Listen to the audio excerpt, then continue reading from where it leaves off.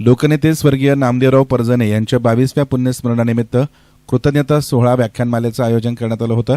या सोहळ्याच्या द्वितीय पुष्प व्याख्यानमालेमध्ये माजी पोलीस अधीक्षक सुनील कडासने यांच्या जीवनातील संस्काराचे महत्त्व या विषयावर व्याख्यान संपन्न झाले। कार्यक्रमाच्या अध्यक्षस्थानी जिल्हा परिषदेच्या माजी अध्यक्षा शालिनीताई विखे पाटील होत्या।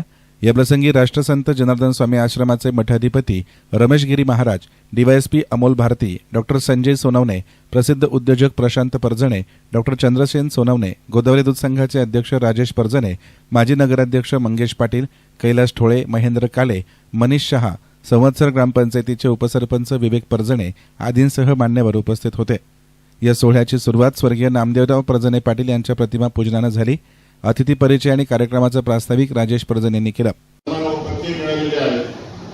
सामुदायिक सलोखनासाठी केलेली विशेष कामगिरीबद्दल महाराष्ट्र शासनातर्फे अल्पसंख्याक आयोगाचा महात्मा गांधी शांतता पुरस्कार सरांना मिळालेला आहे। शिर्डी पोलीस ठाण्यात मकोका अंतर्गत संवेदनशील गुन्ह्यात दोष सिद्ध करून दिल्याबद्दल केंद्रीय गृह मंत्रालय नवी दिल्ली यांच्यातर्फे उत्कृष्ट पदकही सरांना बहाल करण्यात आलेलं होतं। सरांचं प्रभुत्व नुसतं मराठीवर नाही, हिंदीवर नाही, इंग्रजीवर नाही, तर आयराणी, उर्दू, पंजाबी, अरबी अशा अनेक भाषांवर सरांचं प्रभुत्व आहे। महाराष्ट्र शासनाने कोविडच्या काळात, महामारीच्या काळात विशेष समन्वयक म्हणून सरांची नियुक्ती केलेली होती आणि भीतीदायक परिस्थिती आपण सर्व जीवाला सांभाळत असताना सरांनी लोकांमध्ये जाऊन तिथं दैनंदिन कामकाज तिथं हाताळलं आणि म्हणून अशा एक कलामनाच्या माणसाला आपण व्याख्यानमालेसाठी निमंत्रित करीत असताना निश्चितपणे तुम्हाला तुमच्या उज्ज्वल भविष्यासाठी सरांचं मार्गदर्शन मोलाचंच ठरेल। नुसतं पोलीस अधिकारी म्हणून सरांनी काम बजावत असताना फक्त गुन्हेगारांनाच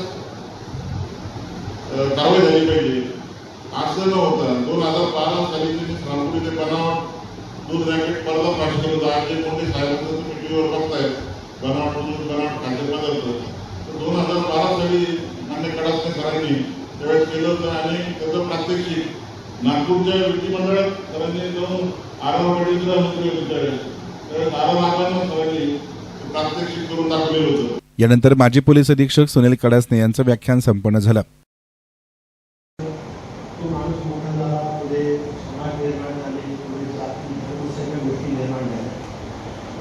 माझं एक मत आहे की जे मी म्हटलं तुम्हाला की हे जग खूप सुंदर आहे, जग किती सुंदर असतं, आपल्याला किती सुंदर आयुष्य मिळालं असतं आणि आपल्याला किती चांगल्या सुखसोयी मिळाल्या असल्या जगामध्ये आयुष्यामध्ये।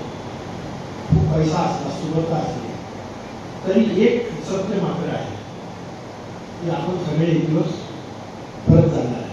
आपलं रिटर्न तिकीट फक्त आहे। जगामध्ये परमेश्वरांनी कोणालाही अमरत्व देऊन पाठवलेलं नाही, ते रिटर्न तिकीट फक्त आहे।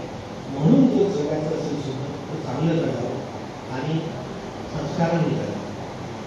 मला मी रिटायर जेव्हा झालो तेव्हा 1-1.5 वर्ष खूप केलं मला रिटायर।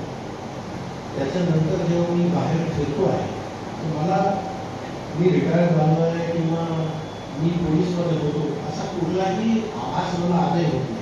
मला असं वाटतं की माझं तेच आयुष्य सुरू आहे। याचं कारण हे आहे की जर तुम्ही संस्कार जपले आणि आयुष्यामध्ये माणूस समाजातून वरच्या थराला जेव्हा जातो, वर जात असताना आपली जमीन नरम करत जातो, लोकांशी चांगला संवाद, प्रत्येकाची मदत करणं, प्रत्येकाला हात देणं, गरीबाला हात देणं, आंधळ्याला रस्ता दाखवणं, दुर्बलाची मदत करणं, या गोष्टी जर तुम्ही करत गेला आणि समाजाची तुमची नाळ कायम ठेवली तर ज्या दिवशी तुम्ही रिटायर होता, मला असं वाटतं की गुरुत्वाकर्षणाचा जो नियम आहे तो सगळ्यांना लागू आहे।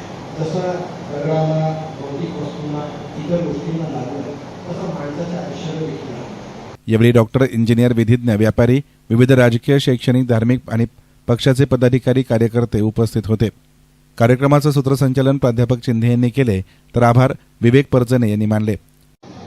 एक पोलीस क्षेत्रामध्ये काम करत असणारा माणूस वारकरी संप्रदायाचे विचार घेऊन आपल्या पुढे जे विचार मांडतात तेव्हा मला असं वाटतं, एक तर पहिली गोष्ट म्हणजे ते रिटायर झालं असं वाटतच नाही आणि त्यांनी जे काय व्याख्यान केलेलं आहे हे व्याख्यान करत असताना वारकरी संप्रदायात जन्माला आलेला माणूस असं मला वाटत होतं. निश्चितच पहिलं जे आपलं पुष्प असतं हे संतांचे विचार ऐकण्यासाठी आपण ठेवलेलं असतं आणि काही दिवसानंतर काही वर्षानंतर कधीतरी कीर्तनकार म्हणून आपल्याला कडसने साहेबच इथं दिसतील असं मला वाटतं. कारण आज त्यांच्या संपूर्ण व्याख्यानामध्ये संत ज्ञानेश्वर महाराज असतील, संत तुकाराम महाराज असतील आणि सायंटिस्ट म्हणून आईन्स्टाईनची त्यांनी जी उदाहरणं दिलेली आहेत हे सर्व ऐकत असताना जी काही संस्कारची शिदोरी घेऊन त्यांनी आपल्या समोर जे विचार मांडलेले आहेत, निश्चितच असे मुलं आपल्यामध्ये मुली तयार झाले पाहिजे असं त्यांनी सांगितलेलं. आणि अमोल भारती साहेबांनी सुद्धा मुलींनी आई वडिलांच्या विश्वासाला तडा न जाऊन देता, आपण म्हणतो 16 वर्ष धोक्याचं, मुलगी वयात आल्यानंतर चुकून एखादं पाऊल पडलं तिला असंख्य संकटांना सामोरं जावं लागतं. याचं ज्वलंत उदाहरण मला या जिल्हा परिषद मध्ये आलेलं आहे. जिल्हा परिषदचा अध्यक्ष म्हणून 10 वर्ष काम करत असताना बऱ्याचशा ग्रॅज्युएट झालेल्या मुली, सीए झालेल्या मुली ज्या काही पळून जाऊन आपल्या आई वडिलांच्या विरोधात त्यांनी लग्न केलेलं होतं आणि किरकोळ कारणावरनं त्यांचे डिवोर्स झालेले होते.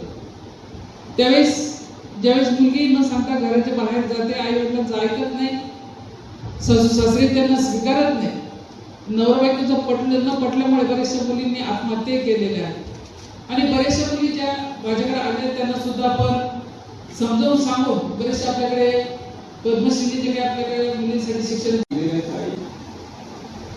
आणि या ठिकाणी हा जो 22 वर्षाचा कालावधी अंगणांचा आपल्याला सर्वांना जी नवीन काही पिढी विद्यार्थी असतील यांच्याकरता अंगणांचं मोठं विशेष योगदान त्यांनी घालून दिलेली ही परंपरा, त्यांनी जे राजेश आबा यांच्यावर केलेले संस्कार, हक्कावर केलेले संस्कार आणि ह्या संस्काराच्या माध्यमातून हा 3 दिवसाचा उपक्रम आणि आपल्याला सर्वांना ज्ञात आहे. जुन्या नव्या मंडळीला माहिती आहे, नव्या मंडळीला विशेष करून माहिती नाही. राष्ट्रसंत सद्गुरू जनार्दन स्वामी महाराजांचा ज्यावेळेस 16 कार्यक्रम होता त्या कार्यक्रमामध्ये 100 क्विंटलची बुंदी आणि काही क्विंटलचा मसाले भात असा मोठा प्रोग्राम त्यावेळेच्या प्रोग्रामला सर्व जबाबदारी स्वयंपाकाची अन्नावर दिली आणि अन्नाने ती सर्व पार पाडली. सद्गुरू जनार्दन स्वामी महाराजांच्या सेवेशी संलग्नित असलेला हा वर्धनी परिवार आणि त्या परिवाराची आणि अन्नाची शिकवण राजेश आबा, अक्का आणि आबाचे सर्व सहकारी आणि ती संस्कार पाळतात आणि अनेक अन्नांची काही वैशिष्ट्य हे गुण आणि असे ती गुण सकारात्मक त्यांनी अंगीकारून हा उपक्रम या ठिकाणी या माध्यमातून ठेवतात. त्यांना पुण्यस्मरण त्या माध्यमातून आपल्या सर्वांवर संस्कार आणि त्या संस्काराच्या माध्यमातून जीवनाची एक वाटचाल दिशा या माध्यमातून मिळाली जाते. विचार करा त्या मुलीचं नंतर काय होत असेल, ती कशी शाळा शिकणार, ती शाळा शिकली तरी ती काय तिच्या मनात सगळ्या गोष्टी असतील, तो जो काही तिच्यासोबत तिच्या आयुष्याचा खेळखंडोबा झाला तिला लक्षात येत नाही सुरुवातीच्या टप्प्यात. पण नंतर कुठंतरी अत्यंत चांगलं शिकणारी, चांगल्या घरातली मुलगी आणि कुणीतरी बऱ्याच वेळा असंच दिसतं की कुणीतरी एकदम काहीतरी म्हणजे तो व्यवस्थित शिक्षण नसते तो मुलगा, त्याच्यासोबत कुठंतरी ते प्रेम वगैरे म्हणतात त्याला आणि ते तसं काहीतरी करायचं आणि ती सगळं जी समजा 11वी 12वीला मेरिट यायच्या तयारीत असलेली, 10वीला मेरिट आलेली, खूप चांगलं शिक्षण घेणारी, चांगले मार्क्स असणारी मुलगी आणि कुठंतरी एकदम गवण्याच्या हाताखाली जो कामाला जात असतो अशा कुठल्या तरी मुलाच्या नादाला लागणे आणि मग त्याला स्वतःच्या आयुष्याचं वाटोळ करून घेणे. आणि दुसरा विषय समजा असं धरूया की तो मुलगा चांगला आहे वाईट आहे ते सोडून द्या, पण आपल्याला सध्या शाळा शिकायला इथे पाठवलेलं आहे आई वडिलांनी, बरोबर आहे ना. तर मी तुम्हाला जे सांगितलं जाणीवपूर्वक आपल्या हजारो पिढ्या झाल्या, त्यात तुम्हाला आता 2री 3री पिढी आहे, 4थी पिढी आहे, आपल्याला शिक्षणाची संधी मिळालेली आहे. त्यात आजच्या काळामध्ये एवढ्या सगळ्या महागाईच्या काळात तुम्हाला व्यवस्थित सांभाळून शाळा शिकवणं म्हणजे एवढ्या मोठ्या प्रमाणात मुली शाळेमध्ये येत आहेत तर ते आई वडील त्यांचं सगळं कष्ट त्यांचे पैसे घालून तुम्हाला इथपर्यंत हे करत आहेत भविष्यातही ते शिकवणार असतात. तुम्ही जेवढं चांगलं शिकाल तेवढं स्वतःच्या पायावर उभं राहाल उद्या कोणावर डिपेंड राहण्याची आवश्यकता राहणार नाही. नाहीतर कितीतरी वेळा पोलीस स्टेशनला आम्ही बघतो की असं जरूया की सगळं व्यवस्थित आहे कुटुंब आहे लग्न झालं मुलगा मुलगी समजा जी महिला आहे तिला काही बाळ झालं हे दोन आणि तिचा नवरा वयाच्या 30व्या वर्षी 35व्या वर्षी काही कारण नसतो अपघात आणि इतर कुठल्या गोष्टी तिची डेथ झाली त्याची डेथ झाली ती जी मायमावली बिचारी तिच्याकडे एक दोन जी काही लेकरं असतील ती जर काही शिकलेली नसेल आणि तिला जर स्वतःच्या पायावरती उभी नसेल तर ती उद्या जर सासू सासऱ्यांनी ती हाकलून दिलं असं धरा काही प्रॉपर्टीचे वाद असतील काही गोष्टी असतील तर मग ती स्वतःच्या लेकरांना घेऊन कशी राहील मग ती कशी राहती तिला किती अडचणी येतात तिला समाजातून बऱ्याच वेळा त्रास होतो मग अशा महिला पोलीस स्टेशनला येतात. त्यामुळं अशी कधी आपल्यावर दुसऱ्याला हात पसरण्याची वेळ येऊ नये त्यासाठी जे शिक्षणाचं वय आहे आता ते शिक्षण व्यवस्थित चांगल्या प्रकारे पूर्ण झालं पाहिजे.